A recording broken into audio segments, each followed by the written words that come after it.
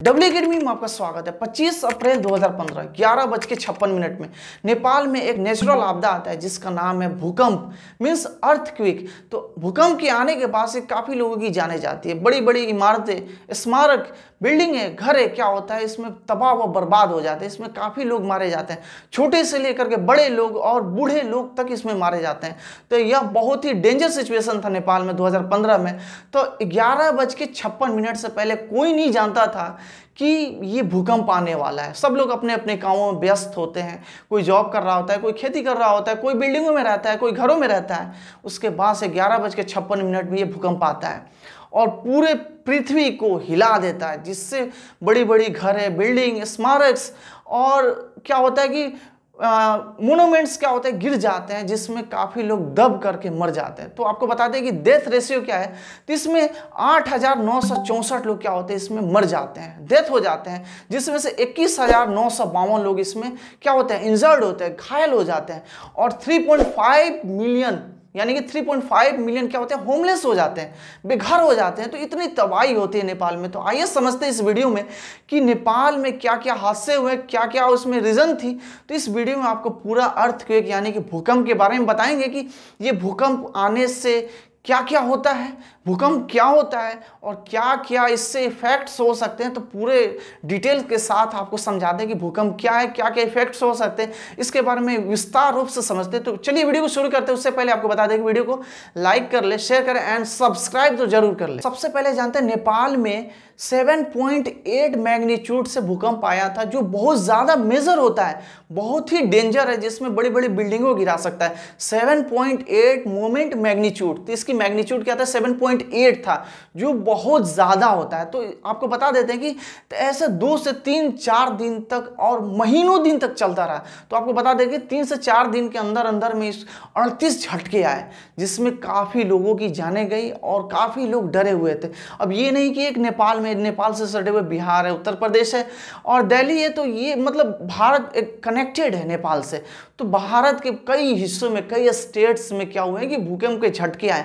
बिहार में भी बड़े बड़े झटके आए, ये झटके महीनों दिन तक चले।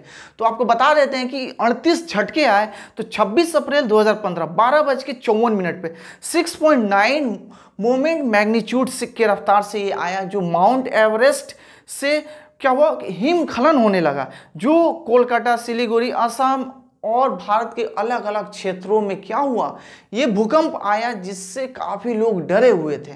तो नेपाल में भूकंप का पहला झटका 7.8 ही मैग्नीट्यूड था और इसका हाइपो सेंटर जो था 8.2 किलोमीटर डेप्थ था, यानी कि अंदर था, गहरा से था। तो सबसे पहले आपको बताते हैं कि ये मैग्नीट्यूड क्या होता है, इसकी मतलब इसको कैसे मेजर किया जाता है, इसकी मेजरिंग कैसे होता है। तो 3 स्टेप में मेजर किया जाता है। तो सबसे पहले जानते हैं हाउ टू मेजर, यानी कि भूकंप के झटके को कैसे मेजर किया जाएगा। तो इसके 3 स्टेप है। तो पहला स्टेप है सिस्मोग्राफ। तो पहला क्या है सिस्मोग्राफ, जो ही क्या करता है रिकॉर्ड करता है सारे उसके जो मोशन होते हैं, उसकी गति होती है, उसको क्या करता है उसको रिकॉर्ड करता है और सेव करता है। उसके बाद से आपको आ जाएगा मैग्नीट्यूड, यानी कि मोमेंट मैग्नीट्यूड होगा, जो अभी पूरे दुनिया में इसको सब मतलब हर पृथ्वी के हर जगह को क्या करता है ये कैप्चर करता है, यानी कि रिकॉर्ड करता है, जो पूरे दुनिया में यही चलता है, यानी कि मोमेंट मैग्नीट्यूड। ठीक है, तो MMS के नाम से भी इसको जाना जा सकता है, मोमेंट मैग्नीट्यूड स्केल। और तीसरा क्या है रेक्टर स्केल। तो कितने लोग बोलते हैं तो इसकी रेक्टर स्केल कितनी थी, इसकी रेंज क्या था या फिर मैग्नीट्यूड क्या था। तो अक्सर लोग रेक्टर स्केल ही सुनते थे। तो इसके 3 स्टेप हो गए। तो सबसे ज़्यादा इसका इस्तेमाल किया जाता है किसका, मोमेंट मैग्नीट्यूड, जो पूरी अर्थ को एक भूकंप को क्या करता है पता लगाता है। ये पूरे वर्ल्ड में इसका क्या होता है इस्तेमाल होता है। और जो सिस्मोग्राफ जो है डिजिटल ग्राफिक रिकॉर्डर है ऑन द ग्राउंड, यानी कि ग्राउंड के ऊपर, तो ज़मीन को क्या करता है रिकॉर्ड करता है, उसके मोशन को रिकॉर्ड करता है। तो इसके 3 स्टेप हैं। तो जो मतलब सबसे टॉप में जो है MMS यानी कि मोमेंट मैग्नीट्यूड स्केल का ही इस्तेमाल किया जाता है। अब ये तो हो गया आपको मेजरिंग। अब थोड़ा सा डिटेल्स आते हैं अर्थक्वेक को थोड़ा सा तोड़ करके समझते हैं, यानी कि भूकंप यानी कि भूमि का कांपना, थरथराना, ये क्या होता है भूकंप होता है। यानी कि ये क्या होता है स्थल मंडल से क्या होता है ऊर्जा के कारण होता है, यानी कि इसके स्थल मंडल होते हैं, उसमें क्या होता है एक एनर्जी आता है, एक वेव निकलता है, उसके अंदर वेव आता है और चारों तरफ फैलता है। जो स्थल मंडल में एक एनर्जी आता है जिसके कारण क्या होता है, भूकंप आता है, भूकंप के झटके आते हैं। तो इसके बारे में पूरा डिटेल्स जानेंगे। उससे पहले आपको इफेक्ट्स के बारे में जानते हैं कि इसके कौन कौन से इफेक्ट्स हो सकते हैं, क्या क्या प्रभाव हो सकते हैं। तो वीडियो को थोड़ा सा पूरा देख लेंगे ना तो पूरा का पूरा आपको समझ में आ जाएगा। तो इसके इफेक्ट्स के बारे में जानते हैं। अब आते हैं इसके इफेक्ट्स के बारे में, तो क्या क्या प्रभाव पड़ सकते हैं, क्या क्या इससे हमें नुकसान हो सकते हैं, इसके बारे में पूरा डिटेल्स जानते हैं। तो सबसे पहला shaking and ground rupture, soil liquefaction, human impacts, fire, tsunami and landslides, ये सारे इसके क्या हो सकते हैं, इफेक्ट्स हो सकते हैं, प्रभाव पड़ सकते हैं। तो इसको थोड़ा सा तोड़ करके जानेंगे कि क्या है इसका पहला क्या है, शैकिंग एंड ग्राउंड रप्चर क्या है। यानी कि इसमें होता क्या है, जमीन का हिलना या टूटना, ठीक है, या फिर फटना। तो शैकिंग एंड ग्राउंड रप्चर क्या होगा, जमीन का फटना। जिससे फटेगा जमीन तो क्या होगा, उसमें बड़ी बड़ी बिल्डिंगें क्या होगी, अंदर चली जाएंगी, गिर सकती है, धंस सकती है, डैमेज हो सकता है। तो ये हो जाएगा शैकिंग एंड ग्राउंड रप्चर। तो दूसरा क्या है, सोइल लिक्विफेक्शन। ये क्या होता है, जमीन के धंस जाता है। इसमें क्या होता है, अचानक से जमीन क्या होगा, वो जब भूकंप आती है तो जमीन कमजोर हो जाता है, एकदम एक होता है ना दलदल टाइप का, या फिर कुछ हो, मतलब वो क्या होता है, कमजोर हो जाता है, वीक हो जाता है, जिसके कारण क्या होता है, जमीन धंस जाता है। तो वो क्या होगा, सोइल लिक्विफेक्शन से क्या होगा, बड़ी बड़ी बिल्डिंग, घर या फिर कुछ भी क्या होगा, वो धंस जाएगा, अचानक से वहां पे धंस जाएगा। तो ये 2 नंबर हो गया। 3 नंबर क्या होगा, ह्यूमन इंपैक्ट्स। तो ये तो हम जानते हैं। 3 नंबर तो हम लोग सब लोग जानते हैं, ह्यूमन मानव पे क्या क्या प्रभाव पड़ सकते हैं। तो इसमें क्या होगा कि आप बिल्डिंग में रहेंगे तो गिरने के बाद से, जलजला आने के बाद से आपके मतलब उसमें दब जाएंगे, मर जाएंगे, या फिर कुछ भी हो सकता है, बड़े बड़े एक्सीडेंट्स हो सकता है। तो ये 3 नंबर हो गया। अब आते हैं फायर। तो फायर में क्या होता है कि इसमें क्या होता है, ये थोड़ा सा लॉजिकल बात है। तो भूकंप के आने के बाद से, यानी कि अर्थक्वेक के झटके आने के बाद से आग लग सकते हैं। तो कैसे, तो शॉर्ट सर्किट से लग सकते हैं। पेट्रोलियम पाइपलाइन होती है, या फिर बड़ी बड़ी कंपनी में, या फिर जो पावर लाइनें होती हैं वो क्या होगी, अर्थक्वेक से हो गए, तो चाहे पेट्रोलियम हो गए तो उसमें क्या होगा कि वो टूटने लगेंगे, गिरने लगेंगे, या फिर पेट्रोलियम हो गए तो वो गिरने के बाद से आग लगना ही है। तो वो क्या होगा, बड़े बड़े प्लांट लाइन हो गए तो वो टूटेंगे, फटेंगे, तो क्या होगा, बड़ी हादसा होता है, जिसमें काफ़ी एक्सप्लोसिव हो सकते हैं, धमाके हो सकते हैं, आग लग सकते हैं। तो ये हो गया फायर। और आपको लैंडस्लाइड्स क्या होता है, ये क्या होता है कि मड फ्लो हो जाते हैं। इसमें जैसे कभी कभी रेस्क्यू में जाते हैं तो पहाड़ क्या होते हैं, गिरने लगते हैं, जैसे लगता है कोई पहाड़ पिघल रहा हो, तो वैसे मड फ्लो होने लगते हैं। मिट्टी का ढाना, जो रॉक फॉल होता है, मड फ्लोज होता है, उसको बोलते हैं लैंडस्लाइड्स। तो ये हो जाएगा लैंडस्लाइड्स। फायर के बारे में जान ही गए। अब आते हैं लास्ट सुनामी के बारे में। तो अब इसमें अर्थक्वेक से सुनामी भी आ सकते हैं। सुनामी क्या होता है, जो समुद्र से जो लहरें निकलती हैं, बहुत हाइट पर क्या होगा, लहरें निकलेंगी, जिससे बहुत बड़ा सुनामी आ सकता है। यानी कि सुनामी मीन्स पानी क्या होगा, समुद्र का पानी आपके घरों तक, यानी कि आपके गांव तक, या फिर आपके बड़ी बड़ी सिटी में, शहरों में क्या होता है कि जैसे बड़ी बड़ी सिटी के बगल में क्या होता है कि समुंदर होते हैं। तो वो क्या होगा, जब अर्थक्वेक वो क्या होगा, झटके मारते हैं, तो झटके मारेंगे तो पानी की लहर बहुत ज़्यादा बनेंगे, जिससे पूरे शहर को तबाह व बर्बाद कर सकता है। तो जहाँ भी भूकंप के झटके तेज हों वहाँ पे बर्बादी लिखा हुआ है। तो मतलब ऊपर वाले से दुआ करते हैं कि ऐसा ना हो, लेकिन ऐसा नेचुरल आपदा आता है जिससे काफ़ी बर्बादी होती है। तो उसमें क्या होता है, सुनामी आएंगे तो पानी की सारे समुद्र का पानी क्या होगा, सिटी में आ जाएंगे, जिससे बड़ी बड़ी बिल्डिंगें, घर, सबको तबाह व बर्बाद कर देगा। 1934 में भी बहुत बड़ा हादसा हुआ था। 1976 में भी ऐसे हादसे बहुत सारे भूकंप आए हैं जिसमें काफ़ी लोगों की डेथ हो गई है। तो ये हो गए आपको इफेक्ट्स। अब आते हैं कि इसके सबसे पहले आते हैं कि रिएक्टर स्केल होता है, जो मैग्नीट्यूड होता है, कितना नॉर्मल होता है एंड कितना हाई होता है। तो इसके बारे में पूरा डिटेल्स जानने वाले हैं हम। तो अब मोमेंट मैग्नीट्यूड के बारे में जानते हैं कि इसकी रेशियो कितनी होनी चाहिए, यानी कि कितना नॉर्मल होना चाहिए, कितना हाई होना चाहिए। तो आपको सबसे पहले बताते हैं 3.0 to 3.9 सबसे माइनर होता है। इसमें मे बी और नॉट, यानी हो भी सकता है, नहीं भी हो सकता है, यानी कि 3.0 to 3.9 यानी कि एकदम माइनर होता है। अब आपको बताते हैं यानी कि 4.0 to 4.9 क्या होता है। ये क्या होगा, मतलब एकदम लाइट होगा, हल्का होगा, जो मे भी हो सकता है, नहीं भी हो सकता है। मे भी यानी कि जो कमजोर घर होंगे तो क्या होगा, गिर सकता है, जहां कमजोर होगा वो हो सकता है, नहीं हो सकता। तो ये 4.0 to 4.9 क्या होगा, एकदम लाइट होगा।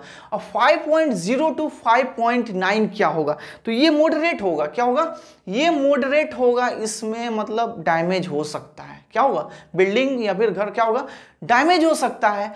अब आते हैं 6.0 to 6.9, ये स्ट्रांग होगा। एंड 7.0 to 7.9 क्या होगा, मेजर होगा। एंड 8.0 to 8 या फिर एवव, तो ये क्या होगा, सबसे ज्यादा होगा। ग्रेट, मेजर यानी कि सबसे ज्यादा का, मोर यानी कि क्या होगा, सबसे लार्जर होगा, सबसे ज्यादा मतलब क्या कर सकता है, तबाही मचा सकता है। तो ये इसके क्या हुए, मोमेंट मैग्नीट्यूड हुए। तो इसमें आप ये नॉर्मल चार्ट में आप देख सकते हैं इसके, तो ये आप इसके तो सबसे नॉर्मल क्या होगा, 3.0 to 3.9, 4.0 to 4.9, ये थोड़ा नॉर्मल है, ठीक है। उसके ऊपर जाएगा तो सबसे हाई होगी। तो आप ये समझ गए होंगे, अर्थक्वेक आने के बाद से आप समझ सकते हैं कि कितना हाई होता है, कितना लो होता है। तो आपको बता देते हैं कि नेपाल में जब आया था तो काफ़ी मतलब नेपाल हर चीज़ से उसकी जो इकोनॉमिक था बहुत ख़राब हो चुका था, जिससे क्या हुआ कि इंडिया हेल्प किया किसको, नेपाल को। 1 बिलियन US डॉलर दिए इनको, 1 बिलियन US डॉलर यानी कि 10,000 करोड़ किसको दिए, नेपाल को हेल्प करने के लिए दिए। किसने, इंडिया ने इनको दिए कि भाई अपना आर्किटेक्चर और जो भी है वो अपना मतलब इकोनॉमी को सही करे, ताकि काफ़ी वहाँ पे हादसे हुए थे। तो सबसे पहले जानते हैं कि उसके नेपाल में जो आए थे उसमें कौन कौन से मोनूमेंट्स गिरे हुए हैं, इसके बारे में थोड़ा जानते हैं। स्मारक बिल्डिंगें क्या हुए, तहस नहस हो गए, तो थोड़ी सी उसकी नाम जानते हैं। तो पहला क्या है, काठमांडू दरबार स्क्वायर। दूसरा हो जाएगा द पाटन दरबार स्क्वायर। तीसरा हो जाएगा द भक्तापुर दरबार स्क्वायर। द चौथा हो जाएगा आपको द चंगू नारायण टेम्पल। पांचवा हो जाएगा the Boudhanath stupa and the Swayambhunath stupa. तो ये इतने सारे स्मारक और टेम्पल क्या हुए, तहस नहस हो गए, जिसमें काफ़ी बर्बाद हुआ नेपाल और काफ़ी लोग इसमें क्या हुए, मारे गए। फिर चंद दिन के बाद से 12 मई 2015 को 12:50 पर 7.3 मैग्नीट्यूड पर क्या होता है, ये भूकंप आता है और काफ़ी तबाही मचाता है, जिसमें काफ़ी लोग मारे भी जाते हैं। जिसमें से काठमांडू चीनी सीमा के पास था, जो 200 लोगों की डेथ हो जाती है और 2500 क्या होते हैं, इंजर्ड हो जाते हैं। तो आपको बता देते हैं कि भूकंप जब आए तो इससे बचाव क्या क्या हो सकती है। अगर मेजर है, टाइम नहीं है बचने का, तो आप घर में जैसे टेबल के नीचे हो, चौकी बेड के नीचे आप रह सकते हैं, जिससे बड़ी बड़ी पत्थरें या फिर कोई पंखा हो या फिर कुछ भी गिरे जिससे आप बच सकते हैं। टाइम है तो निकल के भाग सकते हैं, नहीं तो आप घर में भी रुक सकते हैं टेबल के अंदर। माने कहने का मतलब ये है कि मतलब लकड़ी का जो है उस आपको बचा सकता है, पत्थर गिर सकते हैं, आपके ईंट गिर सकते हैं, जिससे उससे आप बच सकते हैं। टाइम है तो घर से बाहर निकलना चाहिए और खेतों में भागना चाहिए, कोशिश करना चाहिए पेड़ों के नीचे, ट्री के नीचे और कहीं भी किसी भी सामान के नीचे मतलब नहीं होना चाहिए। अगर घर में टाइम नहीं मिल रहा तो रह सकते हैं, नहीं तो आपको भागना ही है। तो 2015 में जब भूकंप आया तो काफ़ी लोग डरे हुए थे, इसमें बिहार के लोग भी डरे हुए थे। उसमें हम अपनी ही बात बता रहे हैं। जब भूकंप आया, जब हम अपने बेड पर थे तो क्या हुआ कि बेड ऐसा हिल रहा था, लग रहा था कोई नीचे से हिला रहा है। मैंने नीचे देखा तो कोई नहीं है, फिर मैंने पैर नीचे रखा तो लग रहा है कि जमीन मतलब नीचे धंस रहा है। वैसे सब लोग हमारे घर वाले मतलब भागने लगे, मतलब इतना डरावना था कि वो लोग समझ रहा था कि अब लास्ट ही है। बिहार में सबसे डेंजर वहाँ पे आया था, लेकिन उतने हादसे नहीं हुए थे। लेकिन नेपाल और